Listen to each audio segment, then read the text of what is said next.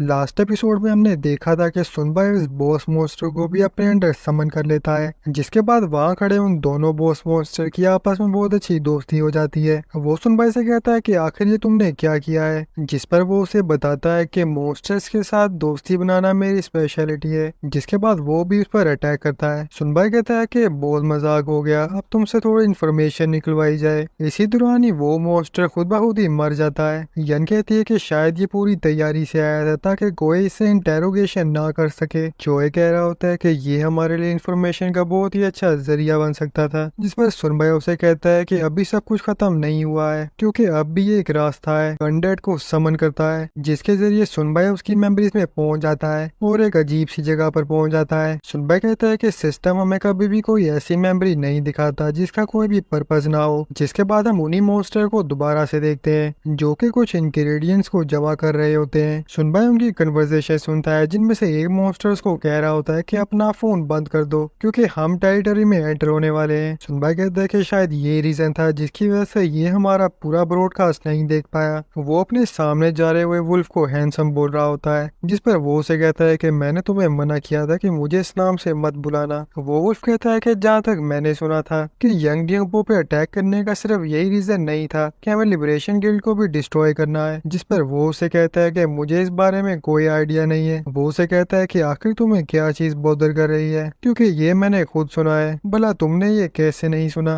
वो कहता है कि बॉस ने कहा था कि अभी या बाद में हमें लिबरेशन गिल्ड पर अटैक करना ही होगा, मगर अभी बहुत ही अच्छा चांस है, तो बस प्लान पर फोकस करो। वो कह रहा होता है कि शायद साइंटिस्ट अपनी लैब यूडीओ में बनाना चाहता है, जिसे सुनकर सुनबाई भी थोड़ा शॉक हो जाता है। जिसके बाद देखते हैं कि सुनबाई उसकी मेमोरी से बाहर आ जाता है। हानू कहता है क्या तुम्हें कुछ पता चला, जिस पर सुनबाई कहता है कि हाँ। वो बताता है कि उनका अटैक करने का यंग डिम्बो पे यही रीजन था कि वो यूडीओ को टेक ओवर करना चाहते हैं, और शिनडोरिम मैंने इसके भी ट्रेसेस डिस्कवर किए हैं, क्योंकि मुझे पता लगाना होगा कि आखिर वो किस चीज को टारगेट कर रहे हैं। जिसके बाद हम देखते हैं कि कोई सिंडोरिम स्टेशन की बात कर रहा होता है और कह रहा होता है कि ये वाहिद ट्रैफिक सेंटर है जहाँ पर एक और दो लाइन आपस में क्रॉस करती हैं, और इसी वजह से यहाँ पर बहुत ही भीड़ जमा होती है। हम देखते हैं कि कोई उन इंसानों को किसी इंग्रेडिएंट की तरह इस्तेमाल कर रहा होता है, और ये वही साइको साइंटिस्ट होता है जो कह रहा होता है कि ये जगह तो हेवन है। वो मोस्टर उस साइंटिस्ट से कहता है कि शायद हमें और फ्रीजर्स की जरूरत पड़ेगी, क्योंकि अंडरग्राउंड टनल से भी मुझे उन कोर्प्स की स्मेल आ रही है। जिस पर वो उसे कह रहा होता है कि तुम्हें चीज की आदत डाल लेनी चाहिए। वो कहता है कि मुझ जैसे बीस्ट के लिए थोड़ा मुश्किल है, क्योंकि मेरा सेंस ऑफ स्मेल काफी अच्छा है। वो साइंटिस्ट उसे कहता है कि शायद तुमने मुझे कहा था कि तुम दोबारा से ह्यूमन बनना चाहते हो। जिस पर वो उसे कहता है कि आप बिल्कुल ठीक कह रहे हैं, क्योंकि मैं बीस्ट और ह्यूमन दोनों ही नहीं बनना चाहता। वो बताता है कि हेडक्वार्टर में रिसर्च शुरू हो चुकी है, तो तुम जाओ और उस एक्सपेरिमेंट को सपोर्ट करो। जिस पर वो कहता है कि सपोर्ट से आखिर आपका क्या मतलब है। वो कहता है कि शायद तुम जानते नहीं कि सबसे पहले एक्सपेरिमेंट रैट्स पे ही किए जाते हैं। जिस पर वो हंसने लगता है और कहता है कि मैं मजाक कर रहा था। वो कहता है कि तुम्हें इस चीज को ज्यादा लाइटली नहीं लेना चाहिए, क्योंकि आखिर तुम क्या करोगे अगर तुम किसी बीस्ट की तरह रहने लग गए, क्योंकि रैट उन बीस्ट से सबसे डिफरेंट माने जाते हैं, और अगर ऐसा कोई ड्रग डेवलप हो भी जाता है तो वो तुम्हारे पास आने तक बहुत ही वक्त ले सकता है, क्योंकि वैसे भी एक रैट की जिंदगी ज्यादा नहीं होती। तभी उनमें से एक मॉन्स्टर भागता हुआ अंदर आता है और साइंटिस्ट को बताता है कि बाहर बहुत ही तबाही मच गई है। वो बताता है कि बाहर एक डायनासोर बिल्डिंग्स को तबाह कर रहा है। उसे उसकी बात पर यकीन नहीं आता और कहता है क्या तुम फिर से कोई ड्रग ले रहे हो, और कहता है कि लगता है मुझे तुम्हारी बात माननी पड़े, क्योंकि ये एक इमरजेंसी है, तो तुम मुझे रास्ता गाइड करो। इस सब के बाद वो वहाँ से भागने लगते हैं। वो मॉन्स्टर उस साइंटिस्ट को बताता है कि शायद यंग डिम्बो का प्लान फेल हो गया है, जिसे सुनकर उस साइंटिस्ट को भी यकीन नहीं आता, और शायद इस सब की वजह यही है। तभी वो मॉन्स्टर शोर मचाते हैं और कहते हैं कि आखिर ये क्या चीज है, और वही बॉस मॉन्स्टर होता है जिसको सुनबाई ने हराया होता है। वो उस विंडो से अंदर देख रहा होता है। वो साइंटिस्ट कहता है क्या ये कोई रियल डायनासोर है। उस बॉस मॉन्स्टर के साथ साथ जेन और हानहो भी उसके अंदर एंटर हो जाते हैं। वो साइंटिस्ट उस बॉस मॉन्स्टर को पहचान पहचान लेता है और कहता है कि ये तो ड्रेक है जो कि यूडियो में था। वो उन सबको कहता है कि हम इसके खिलाफ नहीं जी सकते, तो हमें भागना होगा। वो वहाँ खड़े उस मोस्टर से कहता है कि मुझे ब्लॉक करो क्योंकि मैंने कुछ चीजें पैक करनी है। जिसके बाद वो उसी लैब की तरफ बढ़ने लगते हैं। वो रेड वहाँ पे कोई स्मोक को नोटिस करता है और कहता है कि मुझे बहुत ही अजीब किस्म की स्मेल आ रही है। जिस पर वो कहता है कि अभी ये सब सोचने का वक्त नहीं है। वो साइंटिस्ट कहता है कि हमें अपने साथ बहुत सी चीजें साथ लेके जानी होगी। वो साइंटिस्ट सारा सामान पैक कर ही रहा होता है, तभी उसको दोबारा से सेंट आती है और वो साइंटिस्ट को पीछे धकेल देता है और देखते हैं कि वहाँ पर और भी कोई होता है जो कि सुनबाई होता है। वो कहता है कि अब भी कुछ ऐसी चीजें हैं जो तुमने सही से शिप नहीं की है और मैं वो चीजें लेने आया हूँ जो तुम्हें वापस कर देनी चाहिए। जिस पर वो कहता है कि आखिर तुम किस बारे में बात कर रहे हो। जिसके बाद सुनबाई वहाँ पर किसी को समन कर देता है और वही बॉस मॉन्स्टर होता है। सुनबाई उससे कहता है क्या तुम जानते हो कि तुमने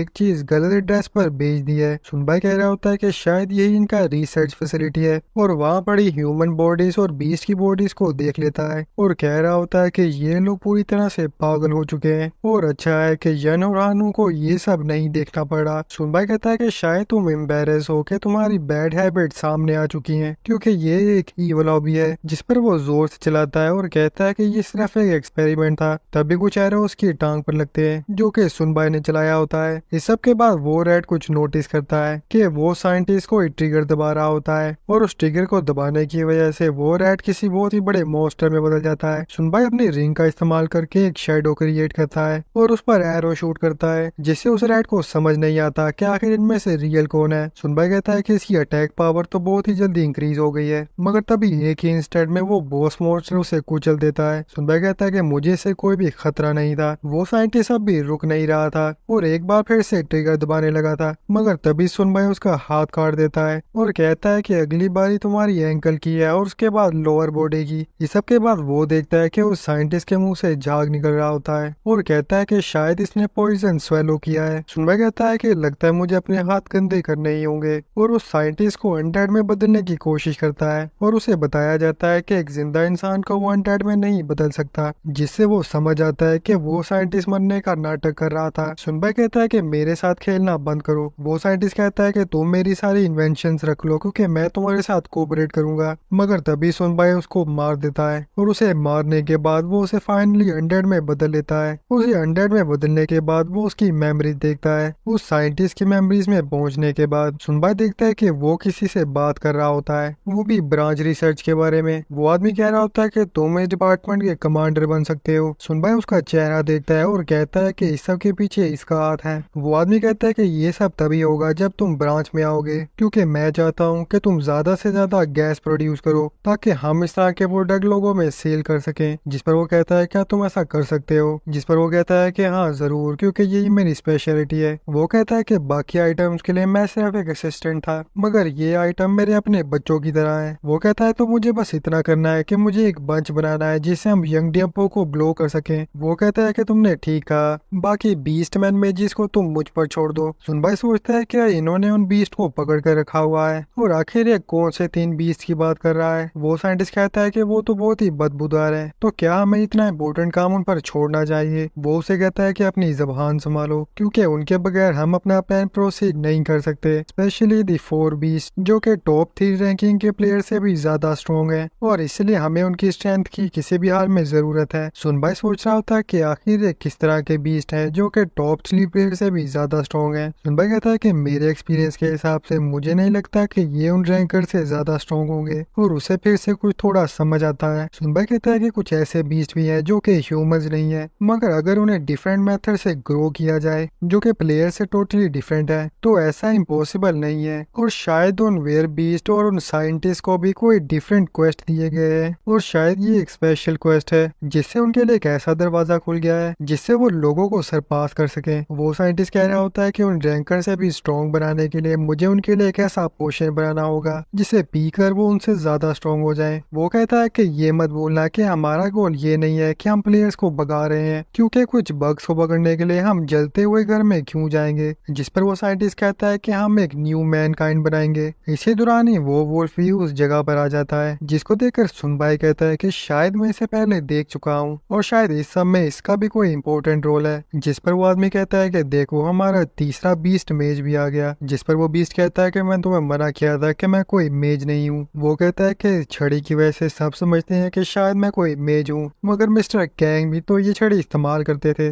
जिस पर वो साइंटिस्ट कहता है कि आखिर तुम्हें मेरा नाम कैसे पता, जिस पर वो अपना हाथ ऊपर लेकर आता है और उस डॉक्टर पे कोई मैजिकल पावर का इस्तेमाल करता है। वो कहता है कि आखिर तुमने मेरे साथ क्या किया है, जिस पर वो कहता है कि समझो कि ये एक इंश्योरेंस है, क्योंकि हम एक लॉन्ग ट्रिप पर जा रहे हैं, तो इससे तुम्हारे पास एक सेफ्टी रहेगी जो तुम्हें प्रोटेक्ट करेगी, और जब भी हम दोनों में से कोई भी डेंजर में होगा तो एक मैसेज डिलीवर हो जाएगा। ये सब होते ही वो मेमोरी उसी वक्त रुक जाती है और सुनबाई को वार्निंग दी जाती है। उस बीच को पता लग जाता है कि सुनबाई इसकी मेमोरीज देख रहा था। सुनबाई कहता है कि शायद ये इसका कोई स्किल है। वो बीच कहता है कि शायद तुम अपनी इन छोटी मोटी ट्रिक्स की वजह से इनकी मेमोरीज देखते हो। सुनबाई कहता है कि शायद सिंडोरिम हाली हो चुका है, तो इसका मतलब तुम्हारी मेन फोर्सेस इस वक्त कहीं और हैं। इस सब के बाद वो बीस्ट सुनबाई की आंखों में देखने लगता है और बहुत ही गुस्से में कहता है कि हमें परेशान मत करो और यंग जंपो छोड़ दो, क्योंकि ये लड़ाई सिर्फ लंबी होती जाएगी और आखिर पर जीत हमारी ही होगी।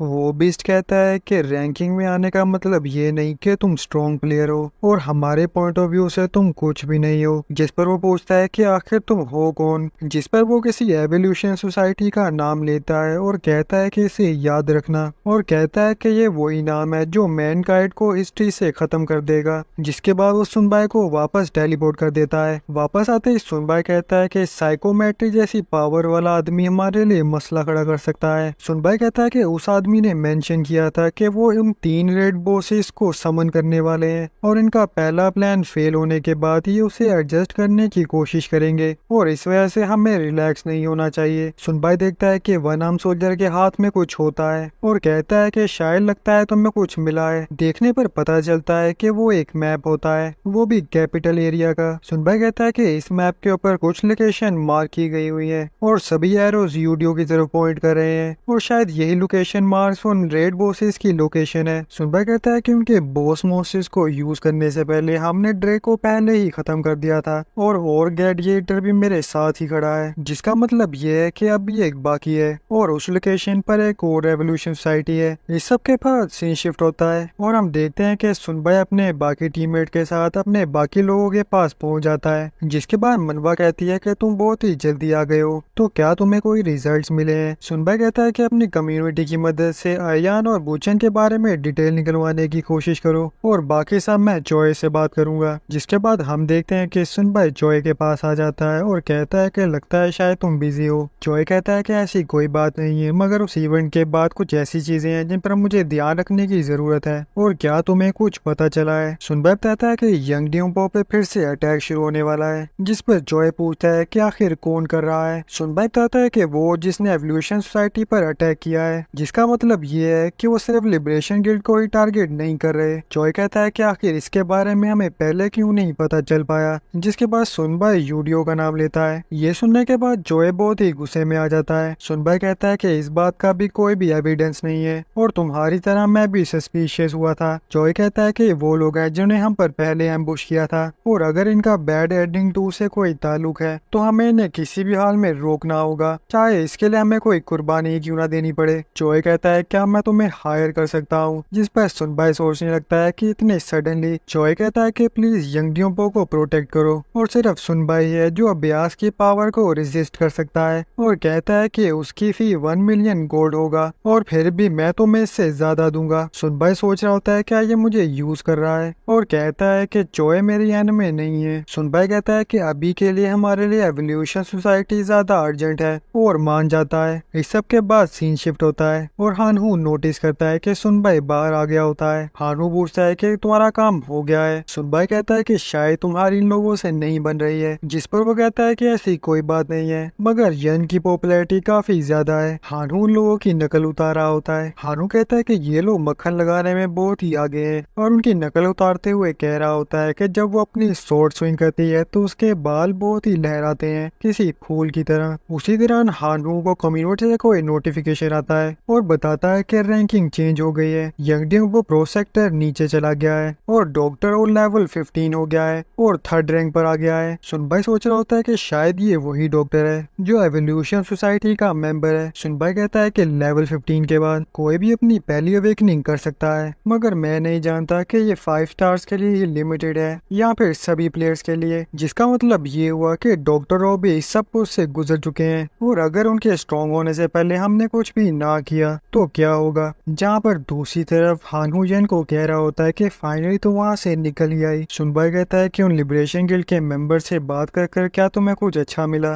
जिस पर यन कह रही होती है कि ऐसा कुछ भी नहीं है, वो लोग मुझे अनकंफर्टेबल फील करवा रहे थे। हानू सुनबाई से कहता है कि मुझे ये मत कहना कि तुम सोच रहे थे कि यन हमें उन लोगों की वजह से छोड़ देगी। हानू कहता है क्या तुम जानते हो कि तुम्हारे मरने के बाद यन कितना शौक में चले गई थी और तुम्हारे लिए इतना रो रही थी। जहाँ खड़ी यन कह रही होती है कि अपना मुंह बंद रखो। हानू कहता है कि मेरे कहने का मतलब था कि तुम इतना नहीं रोई थी। इसी दौरान ही उनका एक मेंबर उनके पास गिर जाता है, जिस पर सुनबाई कहता है कि आखिर क्या हुआ। वो कहता है कि मैं उन जार्स को खोलकर अंदर चेक करना चाहता था, मगर आखिर तुम शिंडोरम से आखिर क्या लेकर आए हो। सुनबाई उसे कहता है कि इन्हें मत छूना, जिस पर वो कहता है कि आखिर इन्हें कौन लेगा और इन्हें ठीक से सील करो। वो बताता है कि मैं लिबरेशन गिल्ड का असिस्टेंट हूँ और वैसे तो मैं काफी ज्यादा बिजी हूँ, मगर इस वक्त सियोंग की लोकेशन काफी ज्यादा इम्पोर्टेंट है, जिस पर वो तीनों मुंह बना लेते हैं। इस सब के बाद वो किसी लोकेशन पर आते हैं। सुनबाई हानू से पूछ रहा होता है क्या मेरे मरने के बाद वो वाकई शौक में थी,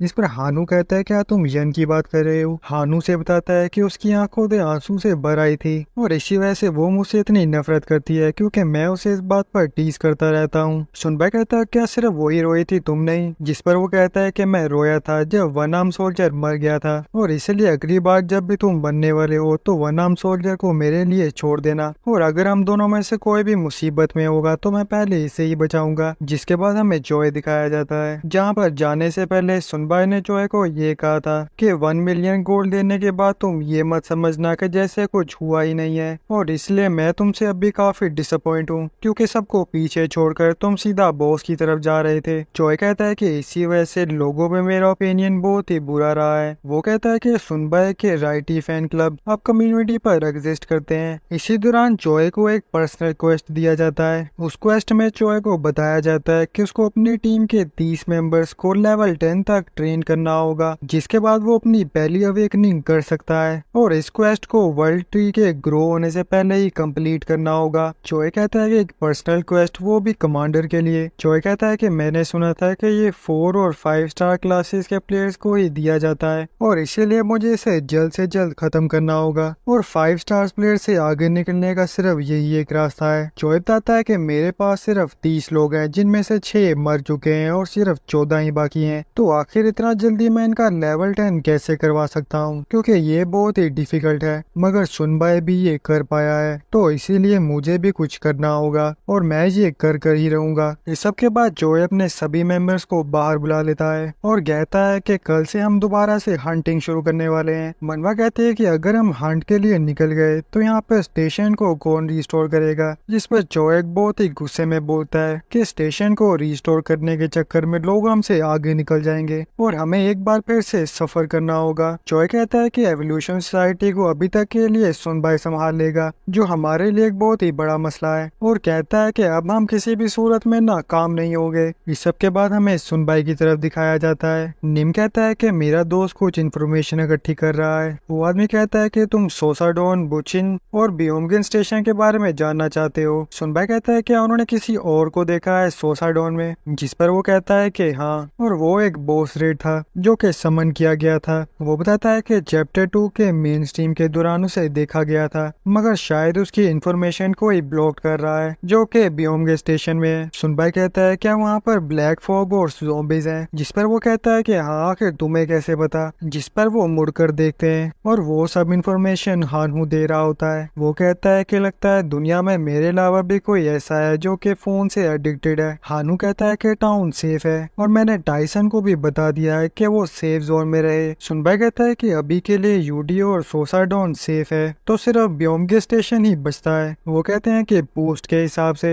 वो प्लेयर्स को वहां आने से मना कर रहे हैं क्योंकि वो जगह टॉक्सिक गैस और ज़ॉम्बी से बड़ी हुई है। सुनबाई कहता है कि हाई पॉसिबिलिटी है कि एवोल्यूशन सोसाइटी का दूसरा रिसर्च लैब यहाँ पर हो सकता है। सुनबाइक इनसे पूछता है क्या तुम मेरे लिए एक फेवर कर सकते हो, जिस पर वो पूछता है कि आखिर क्या, जिस पर सुनबाई कहता है कि लगता है मुझे एक चॉपर की जरूरत पड़ेगी। एपिसोड की स्टार्टिंग उसी जगह से होती है जहां पर प्लेयर्स को जाने से मना किया होता है। वहीं उन स्ट्रीट्स के अंदर दो लोग अपनी जान बचाकर भाग रहे होते हैं और उनके पास कुछ सामान होता है। देखने में पता चलता है कि उनके पीछे बहुत सारे ज़ोंबीज आ रहे होते हैं। उधर खड़े ही उनकी टीम के लोग भी उनकी मदद कर रहे होते हैं और उन पर अटैक करने की कोशिश करते हैं ताकि उनके टीममेट को थोड़ा सा वक्त मिल सके। वो लोग उन्हें ज्यादा देर तक नहीं रोक सकते थे। उनकी टीम के मेंबर देखते हैं कि वो ज़ोंबी तादाद में बहुत सारे थे और ये देखकर वो बहुत ही डर रहे थे। उनमें से एक आदमी कहता है कि हमें इन्हें शेल्टर के अंदर जाने से रोकना होगा और इसलिए हमें इन्हें डाइवर्ट करना होगा, जिस पर वो उसे प्लान बताता है और बताता है कि हमें फैलना होगा जिससे वो शेल्टर के अंदर नहीं जा सकेंगे। जिसके बाद वो वहाँ खड़ी एक मेंबर को अपना सामान पकड़ा देता है। वो दोनों उन ज़ोंबीज की अटेंशन अपनी तरफ खींच लेते हैं, मगर तभी वहाँ पर कोई एंट्री लेता है और उतनी ही देर में उनमें से एक ज़ोंबी ऊपर देखता है तो पता चलता है कि वो होती है जो उन फ्लेम से उन ज़ोंबीज को आने से रोक देती है। वो लोग भी ये देखकर हैरान हो जाते हैं और कहते हैं कि आखिर ये क्या चीज है। और तभी सुनबाई भी वहाँ पर एंट्री लेता है। येन वहाँ पर बचे हुए सभी ज़ोंबीज को एक एक करके खत्म कर रही थी। वो लोग सुनबाई के बॉस मॉन्स्टर को देखकर समझ नहीं पा रहे थे कि आखिर ये क्या है। उनका एक मेंबर कहता है कि मैं इसे जानता हूँ, ये उस वीडियो में था जिसने 2 रेड मॉन्स्टर्स को मारा था, क्योंकि ये एक नेक्रोमेंसर है। इस सब के बाद ये हमें दूसरी तरफ दिखाया जाता है जहाँ पर हम हानू के मोम और डैड को देखते हैं। हानू कहता है कि अब आपको फिक्र करने की कोई जरूरत नहीं है क्योंकि आपका बेटा वापस आ चुका है। हानू के डैड पूछते हैं क्या सिर्फ तुम ही हो और बाकी सब कहाँ पर हैं? हानू कहता है कि मुझे वापस इसलिए आना पड़ा ताकि हमारे विलेज पर कोई डेंजरस फोर्स अटैक ना कर दे, तो इसीलिए पीछे किसी इम्पोर्टेंट इंसान को रुकना चाहिए। हानू कहता है कि मैं अकेला नहीं हूँ बल्कि मेरे साथ कोई और भी है जो कि वन आर्म सोल्जर है, सुनबाई का राइट हैंड। हानू के डैड कह रहे होते हैं कि अगर ये सुनबाई का राइट हैंड है तो हम इस पर ट्रस्ट कर ही सकते हैं। सर्जन के उसकी रस्सी खोल देता है जिसके फौरन बाद वो गायब होने लगता है। हारू कहता है कि इसे पकड़ो, से भागने मत देना। इस सब के बाद हम सुनबाई की तरफ देखते हैं और उस दरवाजे से बाहर उन्हें कोई देख रहा होता है जो कि छोटे से बच्चे होते हैं। वो कह रहे होते हैं क्या यही वो नेक्रोमेंसर है? यन कहती है कि मुझे नहीं पता था कि यहाँ पर इतने सारे बच्चे हैं और अगर हम यहाँ पर ना आते तो ये मुसीबत में पड़ सकते थे। सुनबाई यन को बताता है कि तुम्हारी चेन पर बहुत सारा खून लगा हुआ है। यन कहती है कि अब इन सब की आदत पड़ चुकी है। सुनबाई कहता है कि हमने साथ में इतना वक्त गुजारा है मगर अब भी मैं यन को इतना जानता नहीं हूँ। सुनबाई यन से कहता है तो तुम जीजू में रहती थी तो एक दिन क्या तुम वापस जाना चाहती हो? यन कहती है कि मुझे नहीं लगता कि वहाँ पर जाने से कुछ भी बदलने वाला है और मुझे यकीन है कि हमारे पेरेंट्स अच्छे से रह रहे होंगे और वैसे भी वो बहुत ही बुरे इंसान थे।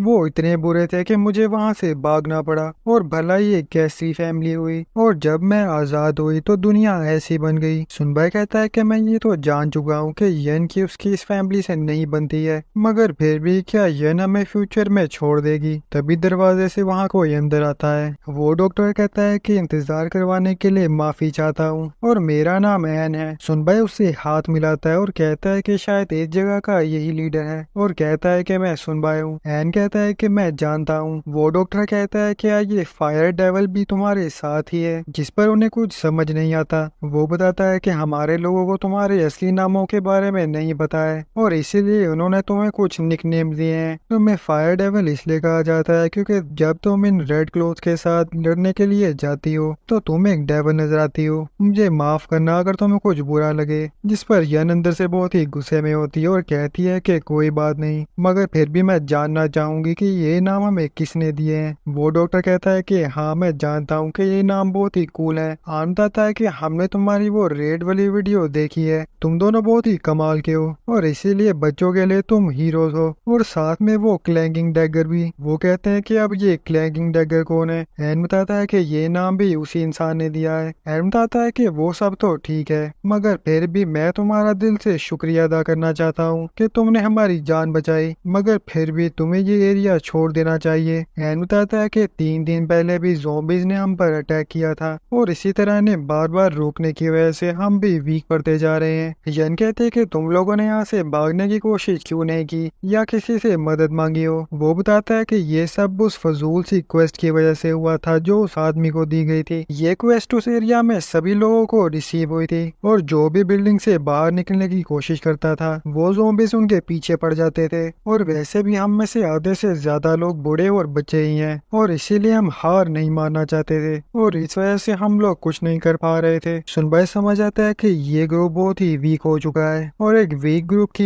यही निशानी है कि वो सोचे समझे बगैर कोई भी कदम ले लेते हैं और जब भी कोई हादसा होता है तो स्ट्रॉन्ग लोगों को ही वीक लोगों के लिए सेक्रीफाइस देना पड़ता है। सुनबाई सोच रहा होता है कि इनके पास अब इतनी पावर नहीं है जिससे वो लोग इस क्वेस्ट को सरवाइव कर पाए। एन कहता है कि अगर आप इन सब में नहीं इन्वॉल्व होना चाहते तो आपको मिडनाइट से पहले ही निकल जाना चाहिए। सुनबाई के दिमाग में अभी बहुत कुछ चल रहा होता है। सुनबाई कहता है तो ये एक झूठ है, बेशक ये लोग हमें जाने के लिए बोल रहे हैं मगर इनकी आंखें ये साफ कह रही हैं कि ये बचना चाहते हैं। सुनबाई कहता है कि हम यहाँ बियोंग स्टेशन को टेक ओवर करने नहीं आए हैं, जिस पर वो उसका शुक्रिया अदा करता है और कहता है कि अब मेरी फैमिली खतरे से बाहर है। एन कहता है कि बहुत ही देर हो चुकी है तो जाओ इन दोनों को इनका कमरा दिखा दो या फिर तुम दोनों को एक ही कमरा चाहिए। जिस पर वो दोनों कहते हैं कि हमें 2 कमरे नहीं मिल सकते, जिस पर वो कहते हैं कि ठीक है हम उन्हें तैयार कर देते हैं। तभी उनमें से कुछ बच्चे यन के पास आते हैं और कहते हैं कि हम अंदर आ सकते हैं, जिस पर यन उन्हें आने देती है। वो बच्चे उन्हें देखकर बहुत ही खुश हो रहे होते हैं। उनमें से एक बच्ची कहती है क्या यही फायर डेविल है। तभी दूसरी तरफ एक बच्चा उसे कहता है क्या तुम मुझे स्केलेटन दिखा सकते हो। सुनबाई कहता है तो अगर तुम स्केलेटन देखना ही चाहते हो तो तुम्हारे लिए ये ठीक रहेगा। जहाँ पर हम वन आर्म सोल्जर को देखते हैं वो बच्चे वन आर्म सोल्जर पर टूट पड़ते हैं और कहते हैं कि ये कितना क्यूट है। सुनबाई कहते हैं कि अब मेरी तरफ ऐसे मत देखो क्योंकि ये सिर्फ बच्चे ही हैं। इस सब के बाद वहाँ रात हो जाती है और वहीं सुनबाई अपने बेड में लेटा हुआ सोच रहा होता है कि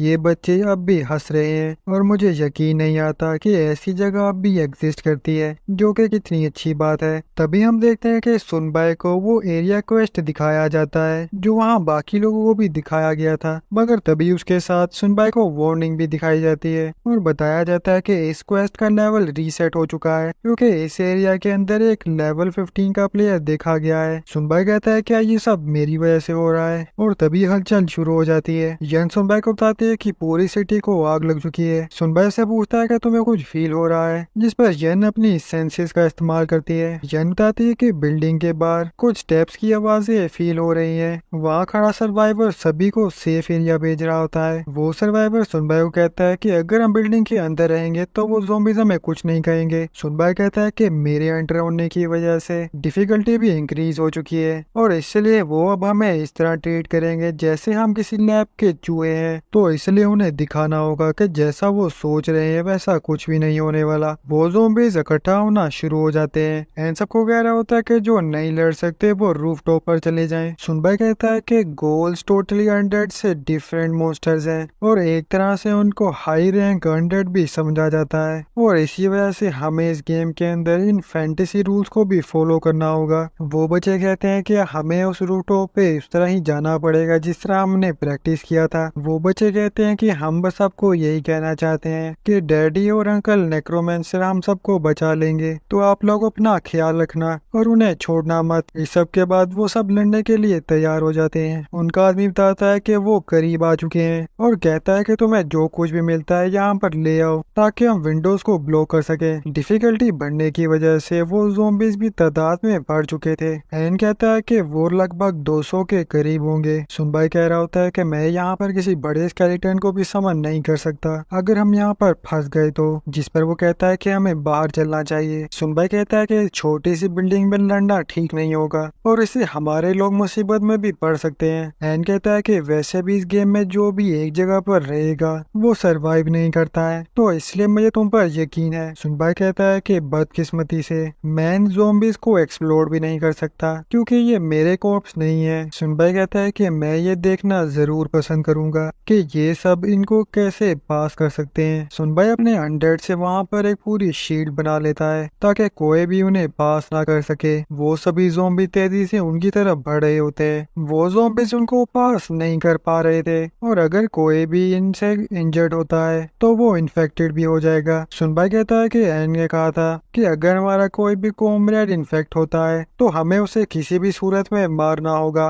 वो अनडेड उन्हें रोकने में पूरी जान लगा रहे होते हैं और एन भी उन कोर्प्स को मार रहा होता है और अपने स्किल्स का इस्तेमाल कर रहा होता है। सुनबाई कहता है कि ग्रुप का लीडर होने के नाते ये काफी अच्छा लड़ा है और शायद इसने भी कोई 3 और 4 स्टार कार्ड चूज किया था। सुनबाई वहाँ खड़े शील्ड स्केलेटन सोल्जर्स को पीछे हटने के लिए बोलता है और वहाँ कुछ मरे हुए ज़ॉम्बीज को सुनबाई एक्सप्लोर करने की कोशिश करता है और कहता है कि देखते हैं कि ये इन पर काम करता है या नहीं। और तभी वो कोप्स एक्सप्लोड हो जाते हैं। एन देख रहा होता है कि कितने कमाल की पावर है कि वो अपने एक ही स्किल से ये सब कर पा रहा है। सुनबाई कहता है कि मुझे इन एक्सप्लोजन्स को ध्यान में रखना होगा क्योंकि उसे बिल्डिंग को भी नुकसान हो सकता है और इतने सारे ज़ॉम्बीज को मारने के बाद भी अब भी काफी बचे हुए हैं। एन कहता है कि अब हमें क्या करना चाहिए, जिस पर सुनबाई किसी को समन करने लगता है और वो ड्रेक मॉन्स्टर होता है। वो लोग भी ड्रेक मॉन्स्टर को पहले देख चुके थे। वो सभी ज़ॉम्बीज को चुटकियों में खत्म कर रहा था जिससे उनकी तादाद बहुत ही कम हो रही थी। सुनबाई कहता है कि जाओ उस रूफटॉप पर लोगों को सेव करो। एन कहता है कि जस्ट इन केस मैंने पार्किंग लॉट में बसेस को भी रेडी कर दिया है। तभी सुनबाई को बताया जाता है कि उसका अनडेड वापस से मर गया है और देखने पर पता चलता है कि उन ज़ॉम्बीज ने उस ड्रेक मॉन्स्टर को भी नहीं छोड़ा। सुनबाई कहता है कि ये तो तादाद में बहुत ही ज्यादा है और इसीलिए मुझे ग्रिम रीपर को भी समन करने के लिए कुछ स्ट्रेंथ बचानी होगी। इस सब के बाद सुनबाई यन को सिग्नल देता है और कहता है कि चलो। जहाँ घड़ी यन कहती है कि इस वक्त का मैं काफी देर से इंतजार कर रही थी। वो ज़ॉम्बीज यन के बहुत ही नजदीक आ गए थे।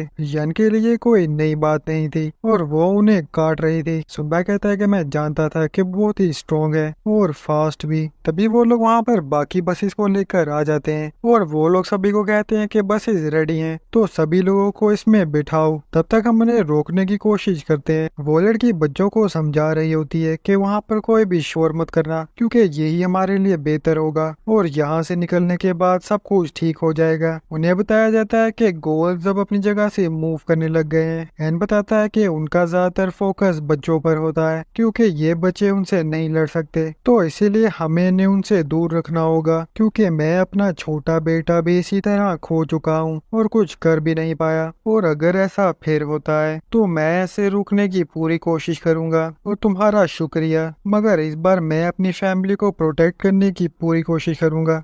इस सब के बाद वहाँ पे खामोशी छा जाती है क्योंकि वो नहीं जानते थे कि आखिर वो गोल क्या कर सकता है। उनका आदमी कह रहा होता है कि आखिर सारे खामोश क्यों हो गए हैं। यन बताती है कि कोई चीज हमारे नजदीक आ रही है जिस पर उनके लोग पैनिक करना शुरू कर देते हैं। वो कहता है कि तुम्हें शोर नहीं मचाना चाहिए। सुनबाई सबको अलर्ट रहने के लिए बोलता है। यन सुनबाई को अपने लेफ्ट पर देखने के लिए बोलती है। तभी वहाँ पर एक गोल अपीयर होता है जो कि उन बस में बैठे हुए बच्चों को पकड़ने की सोच रहा होता है, मगर तभी यन उसके 2 टुकड़े कर देती है। सुनबाई कहता है कि यन की स्पीड तो बहुत ही कमाल की है और इसलिए वो टाइम पर रिएक्ट कर पाई है, लेकिन अब भी मुसीबत टली नहीं थी। वो लोग इतने सारे ज़ॉम्बीज को फेस करने से डर रहे थे। एन सुनबाई से पूछता है कि अगर एक इंसान स्केलेटन बन जाता है तो क्या वो कॉन्शियस रह सकता है, जिस पर सुनबाई कहता है कि नहीं, जब तक मैं यहाँ पर हूँ ऐसा कुछ नहीं हो सकता। एन कहता है क्या तुम मुझे एक फेवर कर सकते हो कि अगर मैं मर गया तो बच्चों को प्रोटेक्ट करना। वो गोल सीधा उस बॉस मॉन्स्टर की तरफ बढ़ते हैं और उनकी स्पीड देखकर वो दोनों भी हैरान रह जाते हैं। उनमें से एक गोल उस बस की टॉप पर आ जाता है, मगर तभी सुनबाई का एक अनडेड उसे रोक देता है। वो गोल्स इतने स्ट्रॉन्ग थे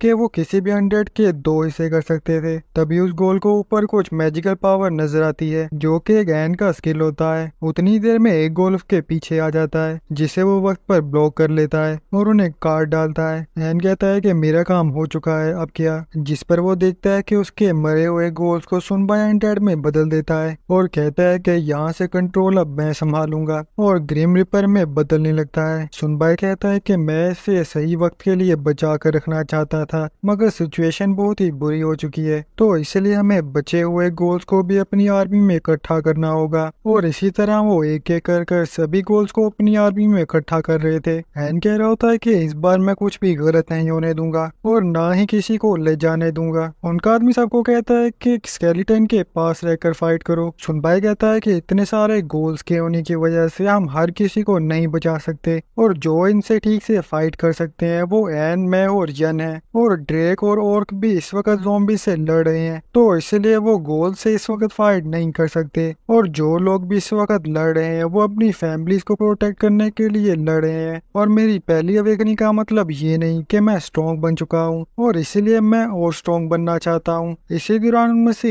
एक गोल उस बस के अंदर जाने लगता है और दरवाजा तोड़ देता है। उसके पास खड़ा अनडेड उसे अंदर जाने से नहीं रोक पाता और इतनी देर में वहाँ खड़ा एक आदमी उस गोल के हाथों मारा जाता है। ये सब देखने के बाद वो बच्चे डैड चिल्लाने लगते हैं। ये आवाज एन सुन लेता है और सीधा चिल्लाते हुए वो उस गोल को स्टैप कर देता है और उस गोल के साथ ही नीचे गिर जाता है। वो बच्चे सुनबाई को कह रहे होते हैं कि हमारे डैड को बचा लें। सुनबाई भागा हुआ वहाँ से नीचे जाता है और देखता है कि एन बहुत ही बुरी हालत में होता है। सुनबाई ये सब देखने के बाद कहता है कि मैं पोशन लेकर आता हूँ, जिस पर वो कहता है कि बहुत देर हो चुकी है और तुम जानते हो कि ये मुझ पर काम नहीं करने वाला, मगर मैं अब भी अपनी फैमिली को प्रोटेक्ट करना चाहता हूँ, मगर मैं नहीं जानता कि तुम्हारा क्या जवाब है, तो प्लीज मेरी फैमिली के लिए तुम मुझे यूज कर सकते हो। और तभी एन मारा जाता है। इसी दौरान ही सुनबाई को एक क्वेस्ट दिया जाता है और बताया जाता है कि अगर वो चाहे तो इसको जिंदा कर सकता है, वो भी नाइट के तौर पर, मगर अगर वो चाहे तो उसको ऐसे ही छोड़ सकता है। ये सुनकर सुनबाई बहुत ही गुस्से में आ जाता है। सुनबाई कहता है कि तुम मुझे ये बता रहे हो कि ये सब क्वेस्ट है, और सेम यही चीज प्रोफेसर के साथ भी हुई थी और इसीलिए ये सिस्टम बहुत ही घटिया है। सुनबाई इस बारे में अब भी सोच रहा होता है। सुनबाई उस क्वेस्ट को एक्सेप्ट कर लेता है और कहता है कि मैं नहीं जानता कि मैं तुम्हारी फैमिली को क्या कहूँगा, और वैसे भी अगर मैं तुम्हारी जगह होता तो सरवाइव करने के लिए मैं भी यही चॉइस करता। इस सब के बाद हमें एक जगह दिखाई जाती है जहाँ पर हम एन को देखते हैं। एन कहता है कि मैं शायद यकीनन मर चुका हूँ और क्या ये आफ्टर लाइफ है, जिस पर वहाँ पर उसको एक स्केलेटन नजर आता है जो कहता है कि नहीं, ये आफ्टर लाइफ नहीं है। एन कहता है कि ये आफ्टर लाइफ नहीं है, मगर मुझे यकीन है कि मैं मर चुका हूँ और मैं अपनी फैमिली को दोबारा नहीं देख पाऊंगा। मैं सिर्फ एक अच्छा बाप और एक हस्बैंड बनना चाहता था, मगर इस दुनिया ने वो सबको छीन लिया। वो स्केलेटन बताता है कि नेक्रोमेंसर तुम्हें अनडेड में बदल रहा है, तो इसलिए तुम अपनी फैमिली उस पर छोड़ दो और सब कुछ तुम भूल जाओ और मौत की तरफ लौट जाओ, तो तुम्हें फिक्र करने की कोई जरूरत नहीं है। एन कहता है कि मुझे याद आया कि सुनबाई मेरी फैमिली को प्रोटेक्ट करेगा, तो क्या मुझे ये सब भूलना होगा। इसके बाद वो रोने लगता है। एन कहता है कि प्लीज ये मेमोरी मुझसे मत लो,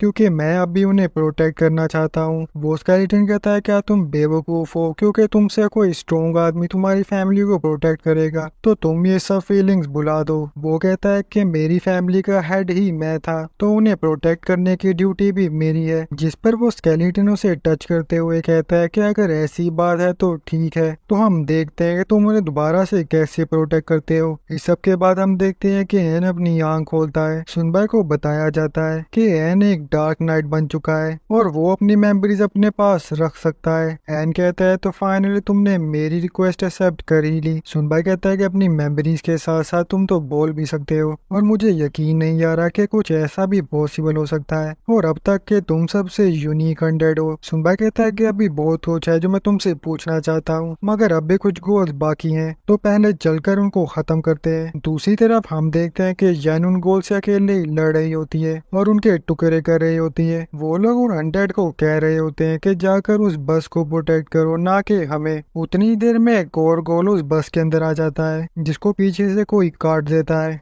और वो एन होता है जो किसी डार्क नाइट में बदल चुका था। एन की फैमिली उसको पहचान नहीं पाती और वो समझते हैं कि शायद ये कोई आम स्केलेटन है। डार्क नाइट उन गोल्स के बीच में बहुत ही कॉन्फिडेंस के साथ खड़ा हुआ था और बताता है कि अनडेड के मरने के बाद मैं उन्हें फील कर सकता हूँ, क्योंकि एक डार्क नाइट अनडेड से सबसे स्ट्रॉन्गेस्ट होता है। तभी एक गोल डार्क नाइट पर अटैक करता है और एक अनडेड में बदलने के बाद उसकी स्वॉर्ड भी पावरफुल हो चुकी थी, जिसके एक हिट से वो अपनी एनिमीज को खत्म कर सकता था। एन की इस कमाल की पावर को देखकर उसके अपने लोग ही उसे पहचान नहीं पा रहे थे और कह रहे थे कि आखिर ये स्केलेटन कहाँ से आया है, वो भी अचानक से। एन की इस पावर को देखकर वो गोल्स अपनी जान बचाकर भागने लगते हैं, मगर तभी वो अपने किसी मैजिकल स्किल का इस्तेमाल करता है और अपने उस मैजिकल स्किल से वो उन गोल्स को भागने नहीं देता और उनके भी टुकड़े कर देता है। सुनबाई कहता है कि एक ड्रैगन स्लेयर पर ट्रस्ट करना बिल्कुल ठीक चॉइस थी। नाइट कहता है कि थोड़ा अजीब लग रहा है क्योंकि मैं अपनी शील्ड के बगैर नहीं लड़ता हूँ, तो शायद मुझे खुद ही एक ढूंढनी पड़ेगी। उन सभी गोल्स को खत्म करने के बाद यन सुनबाई के पास आती है और पूछती है कि आखिर ये कौन है, जिस पर सुनबाई बताता है कि मैं तुम्हें बाद में एक्सप्लेन करूंगा क्योंकि अभी हमें कुछ रेस्ट की जरूरत है। इसी दौरान हम सुनते हैं कि कोई किसी को कमांड दे रहा होता है और कहता है कि ब्योमगे स्टेशन को अब हमें टेक ओवर कर देना चाहिए और अटैक करने की अब हमारी बारी है। इस सब के बाद रात होने लगती है। सुनबाई और उसकी पूरी टीम वहाँ से जाने लगती है और कहते हैं कि शायद ये क्वेस्ट यहीं पर खत्म होती है। तभी सुनबाई एंग से कुछ पूछता है और कहता है क्या तुम अपनी फैमिली को नहीं बताना चाहते, जिस पर वो कहता है कि मैं मर चुका हूँ और वैसे भी अभी हमारे पास एक जरूरी काम है जो हमें करना है क्योंकि जब तक प्रॉब्लम्स खत्म नहीं हो जाती मैं उन्हें नहीं बता सकता। सुनबाई सोच रहा होता है कि ये जो भी कह रहा है बिल्कुल ठीक कह रहा है, मगर अब ये स्टोरी बिल्कुल डिफरेंट हो चुकी है क्योंकि ये मरकर स्केलेटन बन चुका है। इस सब के बाद वो वहाँ पर एक जगह पर पहुँचते हैं और कह रहे होते हैं कि इस जगह को गार्ड करने के लिए कोई भी स्पेशल नहीं नजर आ रहा। सुनबाई सोच रहा होता है कि हम इस जगह पर कोई सेफ प्लेस नहीं बना सकते और शायद इनका स्मोक फैलाने से यही कोई रीजन था ताकि इनकी एनिमी इनके पास ना आ सके। और अगर ऐसी ही बात है तो वो रेड मोस्टर इस वक्त कहाँ पर हो सकता है क्योंकि जब भी हम किसी क्वेस्ट एरिया के अंदर जाते हैं तो उस एरिया का बॉस अलाइव हो जाता है और यहाँ तक के ज़ॉम्बीज और गोल्स भी। शायद ये हमें खुद ही पता लगाना होगा। एन कहता है कि मुझे लगता है हमें ये क्वेस्ट जल्दी से खत्म करनी चाहिए, जिस पर सुनबाई कहता है क्या तुम अपनी फैमिली के लिए परेशान हो, मगर तुम्हें फिक्र करने की जरूरत नहीं है क्योंकि यन उनको प्रोटेक्ट कर रही है और वैसे भी वो ज़ॉम्बीज और गोल्स को आराम से मार देती है। सुनबाई कहता है कि मिडनाइट तक लीच का अभी कूल टाइम खत्म हो जाएगा। सुनबाई कहता है कि रेवोल्यूशन सोसाइटी ही रेड बॉस है, मगर मैं उनसे नहीं मिलना चाहता जो कि इम्पॉसिबल है। इस सब के बाद वो वहाँ पर बेसमेंट में जाने लगते हैं और वहाँ पर उन्हें कुछ पेजेस लटके हुए नजर आते हैं। एन उस लेटर को पढ़कर कहता है कि ये मार्क तो गवर्नमेंट का है। एन कहता है कि सवाल ये उठता है कि ये लोग गवर्नमेंट के हैं या नहीं। सुनबाई कहता है कि हो सकता है कि ये लोग एवोल्यूशन सोसाइटी के हों। जिसके बाद वो वहाँ से अंदर आने लगते हैं और अंदर आने के बाद उन्हें पता लगता है कि वहाँ पे गोल्ड किंग होता है जिसकी कंडीशन बहुत ही बुरी होती है। उन्हें बताया जाता है कि अभ्यास के अंदर एक क्रैक बन रहा है जो कि इसी एरिया में है, जिस पर वो कहते हैं तो यही वो लोग हैं जो ये सब फैला रहे हैं और आखिर ऐसा कौन कर सकता है। तभी वहाँ से अंदर कोई चल कर आता है और कहता है कि जैसा मैंने एक्सपेक्ट किया तो ये तुम ही हो और जिस पर मैं एक्सपेरिमेंट करना चाहता था वो खुद चलकर मेरे पास आया है, तो हम आखिरकार मिल ही गए। और क्या कुछ वक्त के लिए क्या हम बहस करना बंद कर सकते हैं क्योंकि मेरे पास तुम्हारे लिए एक प्रपोजल है, क्योंकि मैं डेथ के बारे में ही स्टडी कर रहा हूँ और मैं एनर्जी ऑफ अभ्यास के बारे में भी स्टडी कर चुका हूँ जो कि एक मरे हुए को जिंदा कर सकती है। वो बताता है कि मेरे कोलीग और हम इसे एक टेस्ट की तरह देखते हैं जो कि ह्यूमन एवोल्यूशन के लिए है और इसलिए हमें इससे आगे निकलना होगा और उसे पास करना होगा और ऐसा करने के लिए उन्हें अपनी बॉडीज के शेल को फेंकना होगा ताकि उन्हें एक ऐसी बॉडी मिल सके जिससे वो जिंदा रह सके। और अगर हम सिस्टम का इस्तेमाल करें तो ऐसा पॉसिबल है। वो लड़की बताती है कि गोल्ड किंग हमें इस रिसर्च में हेल्प करेगा और देखा जाए तो नेक्रोमेंसर भी यहाँ पर है जो कि हमारी हेल्प कर सकता है। वो बताता है कि क्वेस्ट की वजह से तुम और मैं मिले हैं और शायद ये गेम भी हम दोनों को मिलाना चाहती है और शायद तुम बिल्कुल ठीक जवाब सोच रहे हो क्योंकि हम ही इस गेम की हैप्पी एंडिंग है। सुनबाई सोच रहा होता है कि हैप्पी एंडिंग से इनका क्या मतलब है, क्या इसका मतलब ये है कि इनके पास प्रॉफिट स्टोन है। वो कहता है कि चलो एक एग्रीमेंट करते हैं कि तुम हमें ज्वाइन कर लो और ये सब हो सके क्योंकि मैं तुम्हारे लिए बहुत ही अच्छा साबित हूँगा। सुनबाई कहता है क्या तुम कुछ अच्छा करना चाहते हो वो भी साथ मिलकर, मगर आखिर तुम अच्छा कर भी क्या सकते हो क्योंकि तुम पहले से ही गेम का हिस्सा हो और एक ऐसा बेवकूफ इंसान जो लोगों को एक्सपेरिमेंट की तरह इस्तेमाल कर रहा है, वो भी एक पॉइजनस गैस से। और एक ऐसी ऑर्गेनाइजेशन से तुम कुछ भी अच्छा एक्सपेक्ट नहीं कर सकते जो दूसरों को सेक्रीफाइस करने के लिए बोलते हैं। वो बताता है कि अगर दुनिया नॉर्मल होती तो शायद मैं कोई नया पाथ चूज करता और सोचने में थोड़ा वक्त लेता, मगर अफसोस। सुनबाई कहता है कि अगर तुम यूनिवर्सिटी के स्टूडेंट होते तब भी मैं मना करता। तभी वो सियोंकू को बुलाता है और कहता है कि बहुत बातें हो गई, जिस पर वो कहता है कि ठीक है। सुनबाई उन सबको कहता है कि इन्हें खत्म कर दो, जहाँ पर वो कहता है कि मेरा पोस्ट कंप्लीट हो चुका है और किसी चीज को एक्टिव कर देता है और वो एक होली पावर होती है जिससे किसी किस्म की भी एबिलिटी 60% डिक्रीज हो जाती है। सुनबाई कहता है कि ऐसी सेम पावर हानू के पास भी है। सुनबाई इस पर क्रॉसबो से अटैक करने की कोशिश करता है और कहता है कि मुझे उम्मीद है कि इसके ऊपर कोई प्रोटेक्शन लेयर नहीं है, मगर तभी वो एरोज हवा में रुक जाते हैं। वो लड़की बताती है कि ये वेपन भी क्रूड का है। सुनबाई वक्त पर शील्ड बना लेता है। एन अपनी शील्ड के साथ उसके नजदीक पहुंच जाता है, मगर वो उसी शील्ड से उसको पीछे पटक देते हैं, जिससे वो दूर जाकर गिरता है। वो आदमी बताता है कि हेल्दी बॉडी के साथ एक हेल्दी माइंडसेट भी होना चाहिए, जिस पर वो लड़की सियोंगू को कहती है कि थोड़ा ध्यान रखो, क्योंकि उस रूम में मेरे एक्सपेरिमेंट्स पड़े हैं। ये सब एन सुन लेता है और उन एक्सपेरिमेंट टैग्स के अंदर देखने लगता है, जिनके अंदर कुछ लोगों की बॉडी फ्लोट कर रही होती है, और उन्हीं टैंक के अंदर उन्हें एक बच्चे का शूज नजर आता है। सियोंगू कभी रुक नहीं रहा था, मगर तभी एक चेन उसके गले में आती है और उन्हें खींचकर उस रूम में ले जाती है जहाँ पर डार्क नाइट होता है, और उन्हें खत्म कर देती है। उन दोनों को खत्म करने के बाद हम देखते हैं कि हैंग बहुत ही गुस्से में आ जाता है और कहता है कि मैं इन्हें माफ नहीं कर सकता और इन्हें जिंदा रहने का कोई हक नहीं है। वो कहते हैं कि इस कैरेक्टर को भी पिघलाकर खत्म कर दो, मगर तभी हम देखते हैं कि एन वहाँ पर एक शील्ड बना लेता है, जिससे उस स्पेल का उन पर कोई भी असर नहीं होता। वो लोग कहते हैं कि आखिर ये स्पेल इस पर काम क्यों नहीं किया, और कोई और पोज बनाने की सोचते हैं। एन कहता है कि हमारे लिए इतना काफी नहीं है। ये देखकर वो थोड़ा डरने लगते हैं, क्योंकि एन उनके छोटे छोटे टुकड़े कर रहा था। तभी सुनबाई वहाँ पर गोल्स को समन करता है और वो उन बाकी बचे हुए लोगों को भी खत्म कर देते हैं। वो लड़की कहती है कि ऐसा नहीं हो सकता, क्योंकि हमारी कैलकुलेशन के हिसाब से ऐसा नहीं होना चाहिए था। एन कहता है तो ये तुम थी जिसने ये टैंक बनाया। वो एन को खुद के करीब आने से रोक रही थी। एन कहता है कि कुछ एक्सपेरिमेंट्स के लिए तुमने लोगों से उनकी जिंदगी छीन ली, जिस पर वो लड़की कहती है कि मेरे नजदीक मत आना। एन उसे काट डालता है और कहता है कि तुम एक असली मॉन्स्टर हो, और उसे मारने के बाद उसे 12,000 गोल्ड मिल जाता है। ये सब देखकर वो ताली बजा रहा होता है और कहता है कि मैं जानता था कि ऐसा कुछ होने वाला है।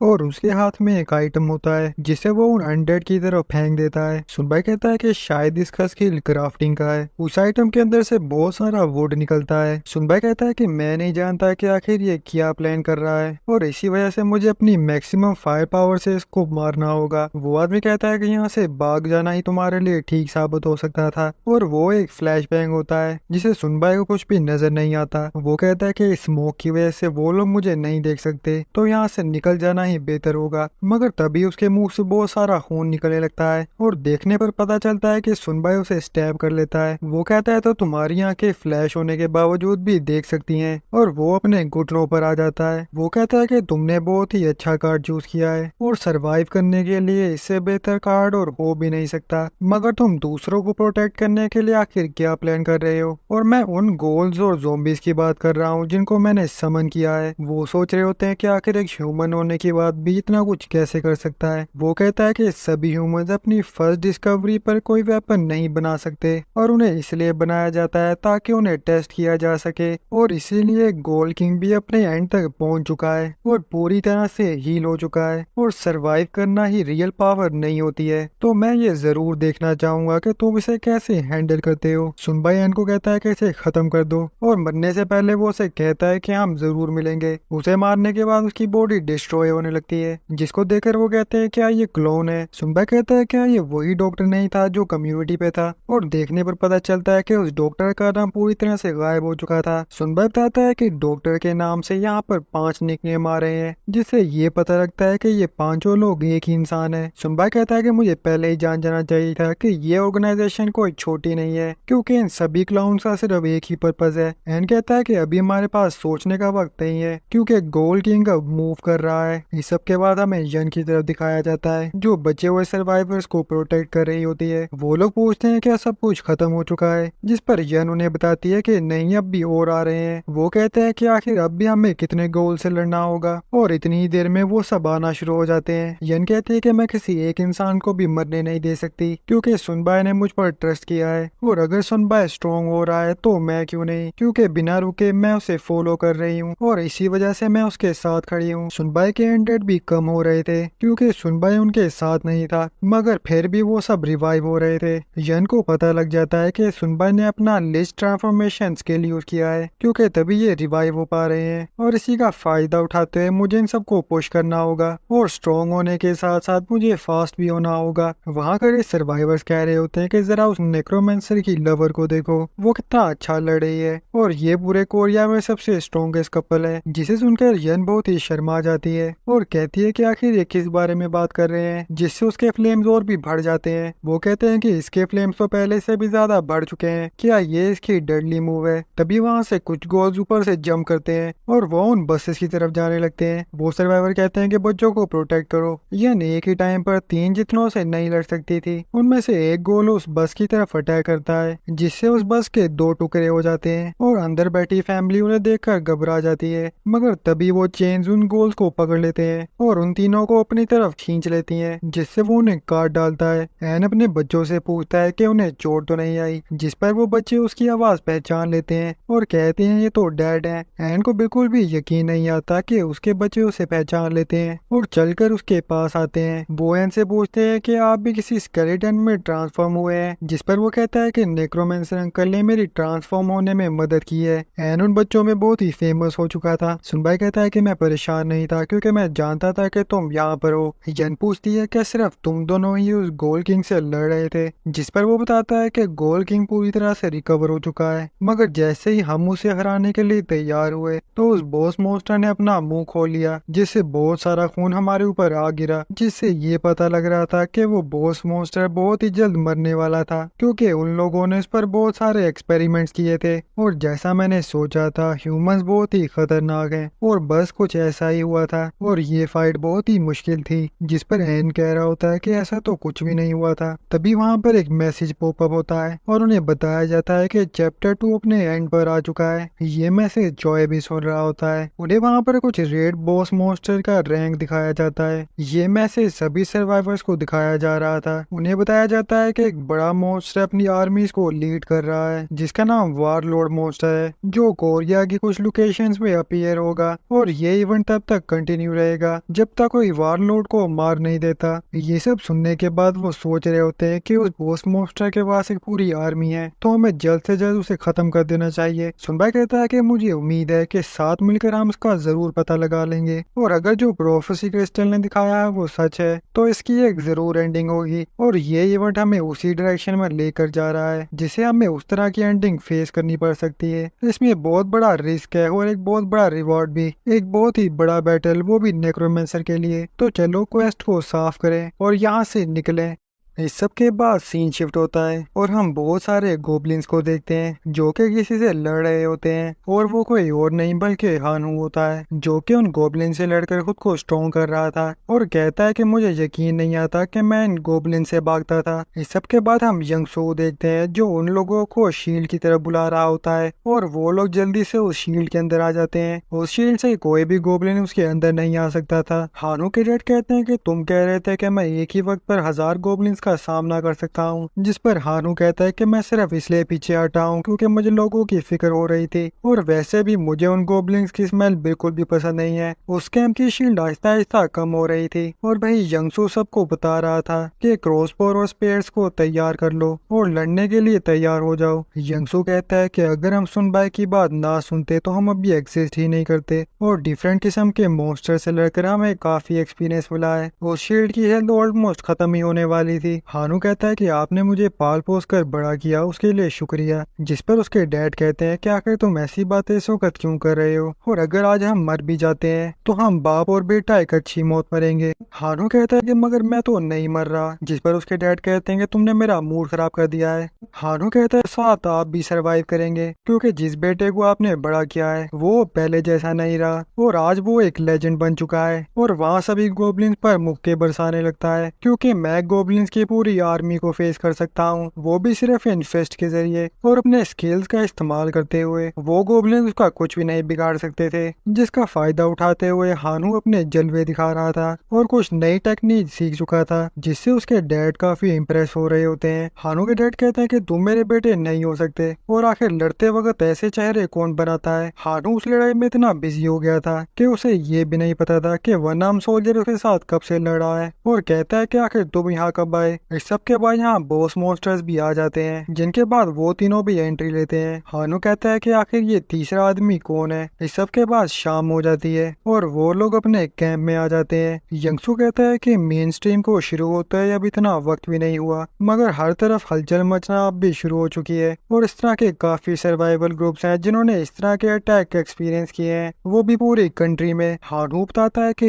यंग डिम्पो भी बहुत सारे ओक्स को फेस कर रहा है, मगर वो उन्हें रोक पाए हैं और तुम्हें ढूंढ रहे हैं। सुनबाई कहता है कि अगर सिचुएशन डिफिकल्ट हो चुकी है तो हमें उनकी हेल्प करनी चाहिए, और वैसे भी हमने एक डील की थी और सिर्फ यही एक ऑर्गेनाइजेशन है जिसको हम अपना एलाय मान सकते हैं, और अगर इस टाइम में रेवोल्यूशन सोसाइटी ने अपना कोई मूव चला तो हमारे लिए मसला साबित हो सकता है। इसी दौरान सर्जन किम वहाँ से अंदर आता है और बताता है कि हमने गोबलिन्स की लोकेशन पता कर ली है जो कि पेल्डेंसन माउंटेन में है, और उनकी मूवमेंट के रूट के हिसाब से उनकी पोस्ट यकीनन उन्हीं माउंटेन्स के अंदर है। सर्जन किम कहता है कि रिलीफ की बात यह है कि उस विलेज के पास कुछ ही गोबलिन्स हैं जो कि वारलॉर्ड्स हैं, और यंग डिम्पो में कुछ ऐसे एरियाज हैं जहाँ पर बहुत ही तबाही फैल रही है, वो भी कुछ स्ट्रॉन्ग मॉन्स्टर्स की वजह से जिनको रेड डोर कहा जाता है। सर्जन किम बताता है कि हमें उनके एग्जैक्ट नंबर के बारे में नहीं पता, मगर हम इतना जानते हैं कि वो 3000 के करीब हैं और उनमें से कुछ मेज भी हैं। यंगसू कहता है कि गोबलिन्स बहुत ही वीक क्रिएचर्स हैं, मगर तादाद के हिसाब से हम भी बहुत कम है। सर्जन किम कहता है कि हमें ज्यादा जल्दी नहीं करनी चाहिए और वहाँ जाने से पहले हमें थोड़ा और ध्यान रखना होगा। सुनबाई कहता है कि जीतना ही हमारा पर्पज नहीं होना चाहिए, क्योंकि हमें सिर्फ इस चीज पर फोकस करना है कि हम ज्यादा से ज्यादा गोल्ड ले सकें और एक्सपीरियंस हासिल कर सकें। यंगसू कहता है कि मैं जानता था कि आप दूसरों से काफी अलग सोचते हैं। सुनबाई कहता है वो तो ठीक है, मगर तुम लोग भी मेरे साथ चल रहे हो क्योंकि ये हंट एक अच्छी अपॉर्चुनिटी है तुम लोगों की और विलेज के लोगों के लिए। जिसके बाद हमें उन गोबलिन्स का बेस दिखाया जाता है। जहाँ तक वो लोग पहुँच जाते हैं वहाँ पर 2 गोबलिन्स उस जगह को गार्ड कर रहे होते हैं। तभी सुनबाई उनके पीछे आ जाता है और कहता है कि इस फैक्ट्री को गार्ड करने के लिए क्या तुम 2 गोबलिन्स कम नहीं हो, और उन्हें एक एक करके खत्म कर देता है। सुनबाई कहता है कि इन गोबलिन्स ने अपना एक अलग ही वारलॉर्ड बना लिया है और वो किसी ऑर्गेनाइजेशन की तरह मूव कर रहे हैं जो कि देखने में बहुत ही खतरनाक लग रहा है। तो चलो देखते हैं कि तुम्हारे सर कुचलने के बाद भी क्या ये सब तुम कर सकते हो। उसी जगह से डार्क नाइट उन्हें अंदर देख रहा होता है और अपने स्किल का इस्तेमाल करते हुए वो वहाँ पर एक शॉक वेव मारता है, जिससे वहाँ पर बहुत सारे गोबलिन्स खत्म हो जाते हैं और उनका लीडर भी अपने घुटनों पर आ जाता है। एन कहता है कि इतने अरसे बाद मैंने किसी गोबलिन के लॉर्ड को देखा है। हम देखते हैं कि सुनबाई भी अपने ग्रिम रिपर के फॉर्म में बदल जाता है और कहता है कि जितना जल्दी हो सके इसे खत्म कर दो, और एक ही इंस्टेंट में उसका सर अलग कर देता है। सुनबाई वहाँ मरे गोबलिन्स को भी 100 में बदल देता है। उतनी देर में उन गोबलिन्स की आर्मी उनकी तरफ बढ़ रही होती है, जिनसे लड़ने के लिए हानू, यंगसू और सर्जन किम तैयार हो जाते हैं। यंगसू कहता है कि वो अपना बॉस खो चुके हैं तो बिना डरे उन पर अटैक करो। जिसके बाद बहुत सारे एरोज उनकी तरफ बढ़ने लगते हैं और सभी सर्वाइवर्स अपने अटैक से उन्हें रोकने की पूरी कोशिश करते हैं। उन गोबलिन्स की तादाद बहुत ही कम हो चुकी थी, जिससे उनकी स्पीड और अटैक भी डिक्रीज हो चुका था। यंगसू कहता है कि गोबलिन्स को हंट करना कभी इतना आसान नहीं लगा था और ये सब सुनबाई की वजह से हो रहा है।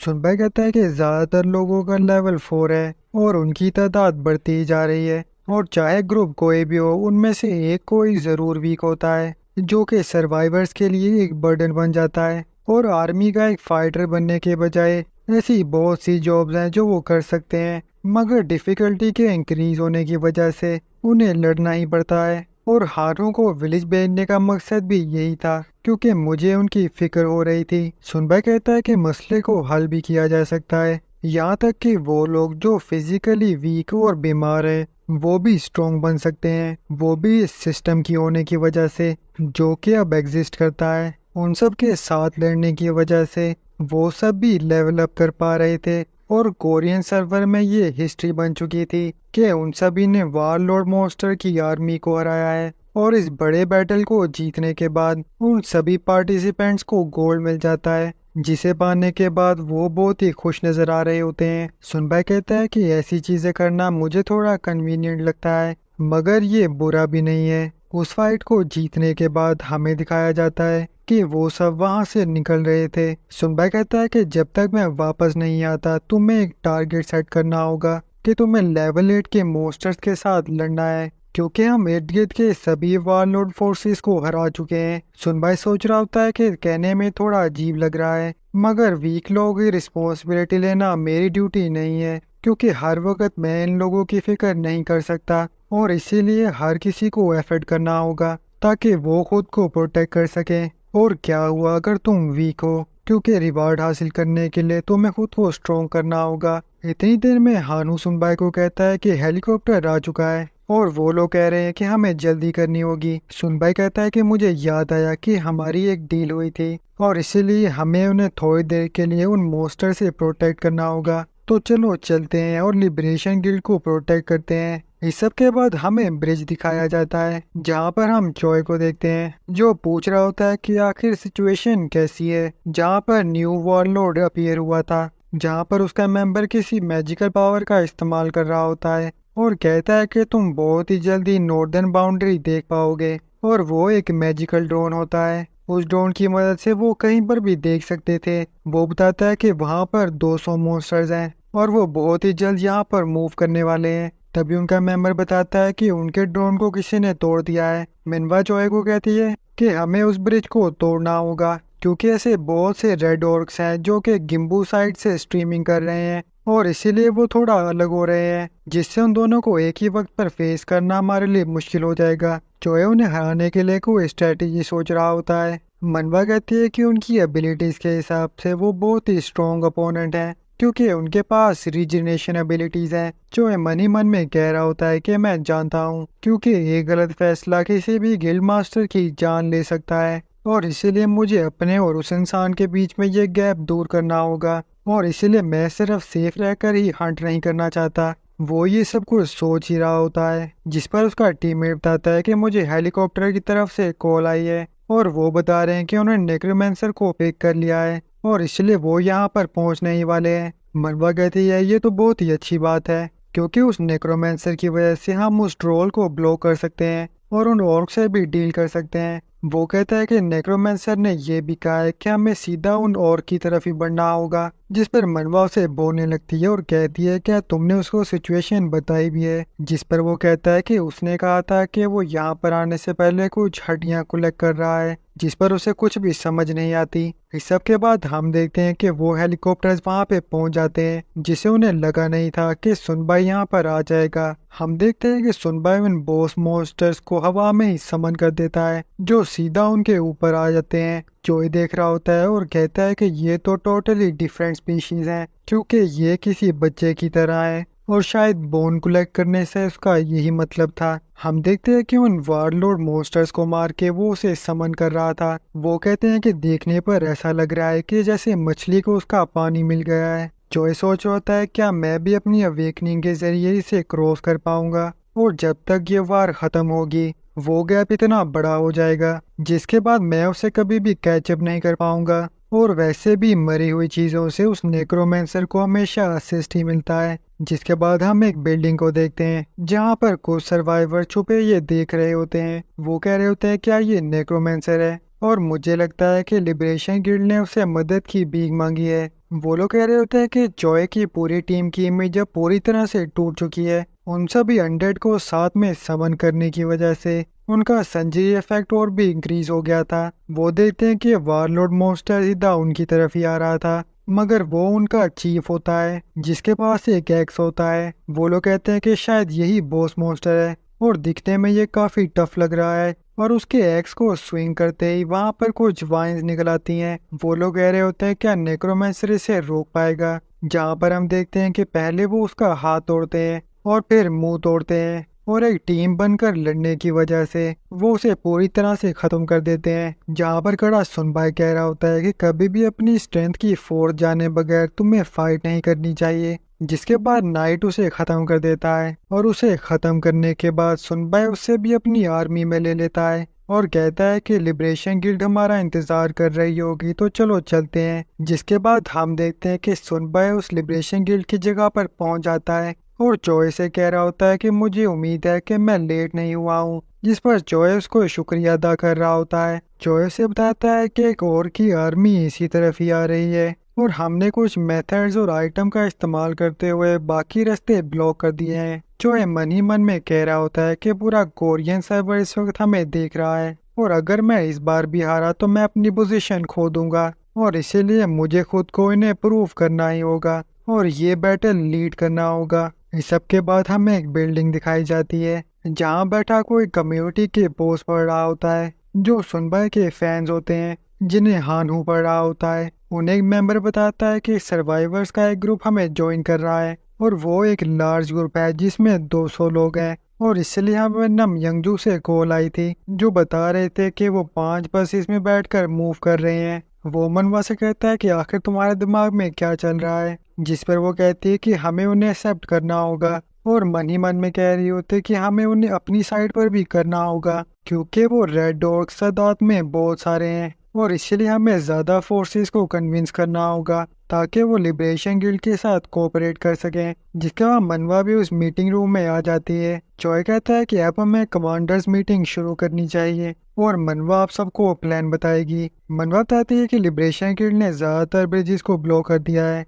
और हमने सभी ब्रिजेस पे वॉच गार्ड यूनिट्स को भी डिस्पैच कर दिया है। और ये सब माइंड में रखते हुए हम उन मॉन्स्टर्स को ड्रोन के जरिए देखते रहेंगे। उस मीटिंग में सभी लोग सिर्फ एक इंसान को देख रहे थे जो कि सुनबाई होता है। मनवा मन ही मन में कह रही होती है कि मुझे ये करंट सिचुएशन बिल्कुल भी अच्छी नहीं लग रही क्योंकि चॉय इंडिविजुअल है मगर इस वक्त यहाँ पर सबसे ज्यादा स्ट्रॉन्ग फोर्स सिर्फ सुनबाई के पास है। उसी दौरान उनका एक मेंबर उस रूम में आता है और बताता है कि वेस्ट से एक सर्वाइवर यहाँ पर उड़ते हुए आई है। जिस पर चॉय कहता है कि उड़ने से तुम्हारा क्या मतलब है। वो बताता है कि जिस पे वो राइड करते हुए आई है वो चीज बहुत ही यूनिक है तो इसीलिए शायद आपको ये खुद ही देखना चाहिए। जिस पर वो कहता है कि ठीक है हम इस सर्वाइवर्स के वर्ड्स खुद ही सुन लेंगे तो चलकर सबसे पहले इससे मिल लेते हैं। जिसके बाद हमें दिखाया जाता है कि वो उस यूनिक चीज के पास आ जाते हैं और वो यूनिक चीज ग्रिफन होती है जिसे एक सर्वाइवर कंट्रोल कर रही होती है।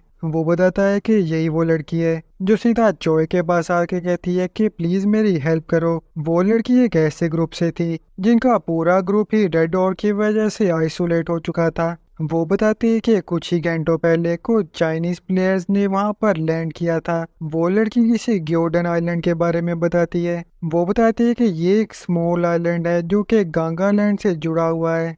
वो बताती है कि गांगवा आइलैंड के कुछ प्लेयर्स ने ग्योडन के अंदर एक सेफ जोन बनाया है। वो बताती है कि हमारे लोग लिबरेशन गिल्ड जितने स्ट्रॉन्ग नहीं है और इसीलिए हमने खामोशी से रहने का फैसला किया है। सुनबा कहता है कि मुझे लगता है कि शायद ये गांगवा आइलैंड से डर रहे हैं जो कि सोल सिटी के नजदीक है और अगर ये आइलैंड वाकई छोटा है तो ये आइलैंड के लोगों के लिए बुरा फैसला भी नहीं है जिससे ये साथ मिलकर काम कर सकते हैं क्योंकि वो एनिमी इन पर अनएक्सपेक्टेड अटैक भी कर सकती है क्योंकि वैसे भी बहुत सारी बोट्स अब खाली हैं और हम भी उन्हें रोकने की पूरी तैयारी कर रहे हैं मगर फिर भी हम नहीं जी सकते क्योंकि हमारा ग्योडन से भी एस्केप रूट बंद हो चुका है। चॉय से पूछता है कि आखिर वो पायरेट्स तादाद में कितने सारे हैं। वो कहती है कि मेरे हिसाब से उन बोट्स के अंदर लगभग 1000 के करीब होंगे। ये सुनकर वहाँ खड़े किसी को भी यकीन नहीं आता। वो आदमी कहता है कि शायद चाइना की पॉपुलेशन ज्यादा होने की वजह से उनके पास प्लेयर ज्यादा है। मनवा कहती है कि ये वो लोग तो नहीं जो दूसरे प्लेयर्स को जाकर हंट करते हैं क्योंकि हो सकता है कि ये पायरेट्स उसी सेम ग्रुप के हों। सुनबा कहता है कि इस तरह के लोग इस सिचुएशन में काफी डेंजरस साबित हो सकते हैं क्योंकि वो सिर्फ उसी टाइम रश करते हैं जब अगला प्लेयर वीक हो और उसके गोल को पाने के लिए वो किसी भी हद तक जा सकते हैं। वो सभी प्लेयर्स कहते हैं कि ये तो एक इमरजेंसी है। मनवा कह रही होती है कि अभी भी हमने रेड डॉट्स का सामना करना है मगर हम ये भी नहीं जानते कि ये चाइनीज प्लेयर्स इन्वेडर्स हैं या पिलेजर्स। वो कहता है कि उन ऑर्क से लड़ते वक्त अगर उन्होंने हम पर हमला कर दिया तो हम क्या करेंगे। जिस पर चॉय कहता है कि अभी के लिए हमें सिर्फ उन ऑर्क से डील करना चाहिए क्योंकि हम उन ऑर्क की आर्मी को इग्नोर नहीं कर सकते जो इस वक्त सीधा हमारी तरफ चार्ज कर रही है और इसी वजह से हम गांगा आइलैंड भी नहीं जा सकते।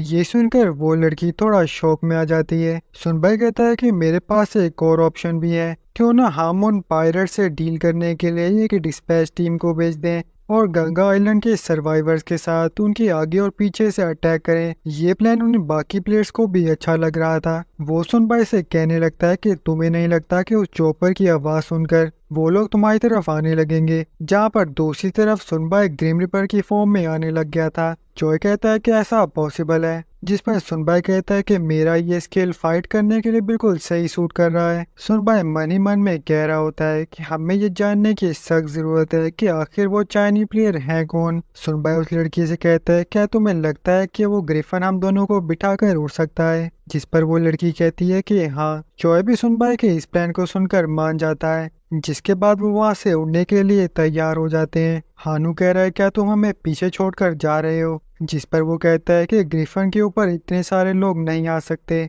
तो शायद अब लड़ाई के बीच में ही मुलाकात होगी। जहाँ पर हानू सुनबाई को देखकर मुंह बना रहा होता है। वो लड़की बताती है कि अब हम उड़ने के लिए तैयार हैं। जिस पर सुनबाई कहता है कि मैं भी रेडी हूँ। जिसके बाद वो ग्रिफन उड़ने लगता है और वो उस आइलैंड के लिए निकल पड़ते हैं। वो कहती है कि माफ करना, मैं तुम्हें ये बताना भूल गई कि हमें इंतजार करना होगा जब तक रात नहीं हो जाती, क्योंकि उस आइलैंड पे बहुत बड़े बर्ड मॉन्स्टर्स हैं जो उस पूरे आइलैंड में उड़ते हैं, उस जगह को मॉनिटर करते हैं। जिसके बाद हम देखते हैं कि रात हो जाती है और हमें उन फिशिंग बोट्स की तरफ दिखाया जाता है जहाँ पर कुछ लोग बैठे होते हैं। वो कह रहे होते हैं कि इसकी लाइट बहुत ही डिम हो चुकी है, तुम्हें इसकी बैटरी बदल देनी चाहिए। वो कहते हैं कि कितना मजा आता अगर वो हमें उन प्रिजनर्स के साथ खेलने देते, क्योंकि हमारे करीबी आइलैंड पे वो सब उस पैराडाइज में एंजॉय कर रहे होंगे, तो आखिर हम क्यों नहीं। जिस पर वो कहता है क्योंकि उनके पास बहुत सारे प्रिजनर्स हैं। वो कहता है कि फिक्र मत करो, क्योंकि कोरिया के मेनलैंड पहुंचते ही हमें पूरा मौका मिलेगा,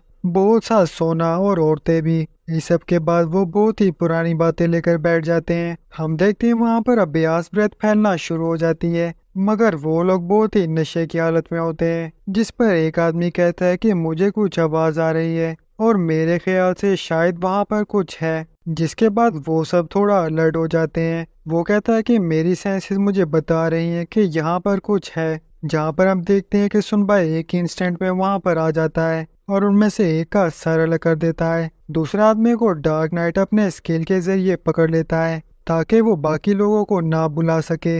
डार्क नाइट कहता है कि बाकी लोग भी यहाँ पर हैं, तो अगर मैं तुम्हारी जगह होता तो मैं बिल्कुल भी नहीं हिलता। सुनबाई डार्क नाइट को कहता है कि इस वाले को जिंदा रखना, क्योंकि मैं ऐसे कुछ सवाल करना चाहता हूँ। जिसके बाद हम देखते हैं कि उस आदमी की आंख खुलती है और वो ग्रिफन के बहुत ही नजदीक होता है, जिसे देखकर वो शोर मचाने लगता है। वो लड़की ग्रिफन को कहती है कि फिक्र मत करो, तुम उसे बाद में खा सकते हो। जिस पर वो कहता है कि बाद में खाने से तुम्हारा क्या मतलब है। सुनबाई कहता है कि मैं तुम्हें बस ये बताना चाहता हूँ कि मैं लोगों को मारकर उनकी मेमोरी भी पढ़ सकता हूँ, तो तुम्हें चूज करना होगा कि तुम जिंदा रहना चाहते हो या फिर मरना चाहते हो, जिससे मैं तुम्हारी मेमोरीज वैसे भी देख ही सकता हूँ। इस सब के बाद हमें उन बोट की तरफ दिखाया जाता है जिसके अंदर एक बोतल टूटती है और वहाँ पर एक आदमी कह रहा होता है कि किसी भी चीज की सेंस नहीं बन रही है और आखिर 90 लोग कैसे गायब हो सकते हैं, वो भी सिर्फ कुछ ही घंटों के अंदर। वो कहता है कि जाकर चेक करो, क्योंकि हो सकता है कि कोई प्रिजनर बाहर आ गया हो,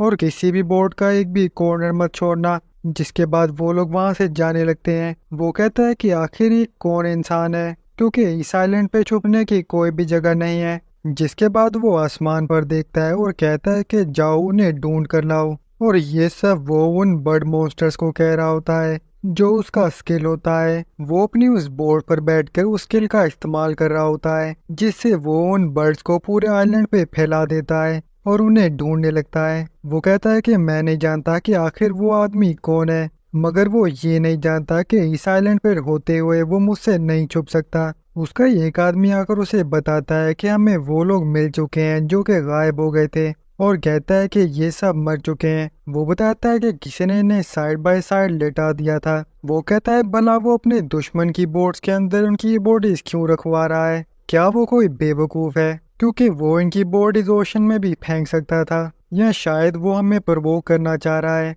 और आखिर उसका ये सब करने का क्या मकसद है। वो कहता है कि ये सब सिर्फ इसी बोर्ड में नहीं बाकी बोर्ड्स पर भी यही सब है। वो उसे ये सब बता ही रहा होता है, मगर तभी वो बोर्ड्स एक्सप्लोड करने लगती हैं और वहाँ मौजूद सभी बोर्ड्स एक्सप्लोड कर जाती हैं। वो कहता है कि आखिर ये सब क्या हो रहा है। जिस पर उसका आदमी बताता है कि बोर्ड एक्सप्लोड हो रही है। जिस पर वो कहता है कि मैं ये सब देख सकता हूँ, मैं अंधा नहीं हूँ। इस सब के बाद वहाँ से उन्हें कुछ शोर की आवाज आने लगती है। जिस पर वो अपने आदमी से पूछता है कि क्या हो रहा है। वो बताता है कि एक अजीब किस्म की गैस फैल रही है। वो देखकर कहता है कि ये तो ब्लैक स्मोक है और ये तो अभ्यास की ब्रेथ है। जिसे ब्लैक मैजिक भी यूज करते हैं, और अगर तुम इनमें सांस लोगे तो तुम पैरालाइज हो जाओगे। तो इसलिए यहाँ से जल्दी से निकल जाओ, क्योंकि यहाँ पर और भी एक्सप्लोजिव हो सकते हैं। इस सब के बाद वो अपनी गाड़ियों में बैठकर वहां से निकलने लगते हैं। वो कह रहा होता है कि मुझे इन बर्ड्स के जरिए पूरे आइलैंड से सिग्नल्स मिल रहे हैं, जिससे ये पता लग रहा है कि पूरे आइलैंड में एनिमीज आ चुके हैं। शायद ये कोई अटैक है या कोई हमें ट्रैप करने की कोशिश कर रहा है।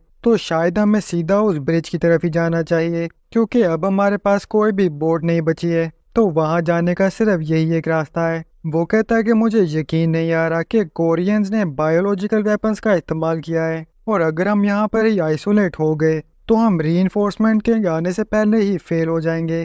तो इसलिए अब हमें यहाँ से निकलकर एक न्यू एरिया पर कब्जा करना होगा, ताकि हम अपने जनरल को वेलकम कर सकें। वो सब बिना कुछ सोचे समझे उस ब्रिज को क्रॉस करने के लिए उसके नजदीक आ जाते हैं, और उन कार्स को वहां से हटाने के लिए अपनी गाड़ियों की स्पीड और बढ़ा लेते हैं। और जब वो उन्हें हिट करते हैं तो वहां पर कोई उनका इंतजार कर रहा होता है, जो कि सुनबाई होता है। वो कहते हैं कि आखिर इनकी कंट्री में क्या चल रहा है। वो बताता है कि मैं एक लूजर हूँ जो कि चाइना 2 के सर्वर से आया है, क्योंकि मुझे लगा था कि शायद चाइना के 3 सर्वर हैं, और मुझे नहीं पता था कि पायरेट्स ने इस तरह के लूजर्स को इकट्ठा किया हुआ है। हम देखते हैं कि उस आदमी ने सुनबाई को सब कुछ बता दिया था, और ये भी बताया था कि वो लोगों गांगवा आइलैंड में अपना बेस बनाना चाहते हैं, ताकि उनकी मेन फोर्स वहां पर लैंड कर सके। वो सबको कहता है कि तैयार हो जाओ, क्योंकि अब हमें लड़ना होगा। जिस पर सुनबाई कहता है कि मैं ऐसा नहीं होने दे सकता, तो सबको खत्म कर दो। जिसके बाद वहां पे अभ्यास ब्रेथ फैलने लगती है, जिसे वहां सब इनहेल कर कर पैरालाइज हो रहे थे, और ये नहीं जानते थे कि सुनबाई अपनी पूरी आर्मी के साथ वहां पर तैयार बैठा था। उनका आदमी बताता है कि वो लोग तो पीछे से भी आ रहे हैं, जिस पर उनका लीडर कहता है कि ये तो बहुत ही ज्यादा बड़े मॉन्स्टर्स हैं, तो जल्दी से कोई भागने का रास्ता ढूंढो, क्योंकि यहाँ पर लड़ने से बेहतर यही है कि हम वापस अपने आइलैंड चले जाएं। जिस पर उनके आदमी बताते हैं कि बहुत देर हो चुकी है, क्योंकि उन्होंने हमें ब्लॉक कर लिया है। जिस पर उनका लीडर उन बर्ड मॉन्स्टर्स को समन करता है, और कहता है कि सिर्फ यही है जो शायद हमारी मदद कर सकते हैं। वो सभी बर्ड्स उन अनडेड पर अटैक करने लगते हैं। वो कहता है कि आपको इन ज़ॉम्बिस की फिक्र करने की कोई जरूरत नहीं है, क्योंकि ये बर्ड्स इनको संभाल लेंगे। सुनबाई कहता है क्या ये वही बर्ड्स हैं जिनके बारे में हयांशी बता रही थी, जिन्हें वो कॉर्प्स गले से पकड़ लेते हैं और उन्हें मारने लगते हैं। सुनबाई कहता है कि मुझे लगता है कि ये सिर्फ ज़ॉम्बी से ही लड़ सकते हैं, क्योंकि बाकी 100 का ये कुछ भी नहीं बिगाड़ सकते। वो कहता है कि मेरी इन बर्ड आर्मी को मारना उसके लिए बहुत ही आसान था, भला ये कैसे हो सकता है। और उन बर्ड्स को मारने के बाद सुनबाई उन्हें भी 100 में बदल देता है। वो कहते हैं कि आखिर क्या हो रहा है और ये बर्ड दोबारा से जिंदा कैसे हो रहे हैं। जिस पर वो कहता है कि मैं यहाँ से जा रहा हूँ, और उस ब्रिज से छलांग लगाने लगता है, और उस बर्ड मॉन्स्टर से लटकते हुए वो वहां से जाने की कोशिश करता है, और कहता है कि मुझे उस आइलैंड पर जल्द से जल्द पहुंचना होगा। मगर तभी वहां पर हम कुछ और बर्ड्स को भी देखते हैं, जो उस बर्ड मॉन्स्टर को भी मार डालते हैं। जिसके बाद वो सीधा जमीन पर आकर गिरता है, और कहता है कि शायद मेरी कमर टूट चुकी है और मैं मूव भी नहीं कर पा रहा। वो लड़की कहती है कि आपने टाउन के लोगों को आजाद करवा दिया है, और उन्हें कुछ वेपन्स मिल गए हैं, जिससे वो उन पायरेट्स को काउंटर अटैक कर रहे हैं। जिस पर सुनबाई उसे कहता है कि ये तो बहुत अच्छी बात है। सुनबाई कहता है कि मुझे नहीं लगता कि तुम इस वक्त बात करने की किसी भी स्टेट में हो, तो मुझे उम्मीद है कि शायद मैं उस आदमी को तुम्हारी मेमोरी में देख पाऊंगा। जिसे सुनबाई उसे मार डालता है, और इसी के साथ साथ उसका लेवल 17 हो जाता है।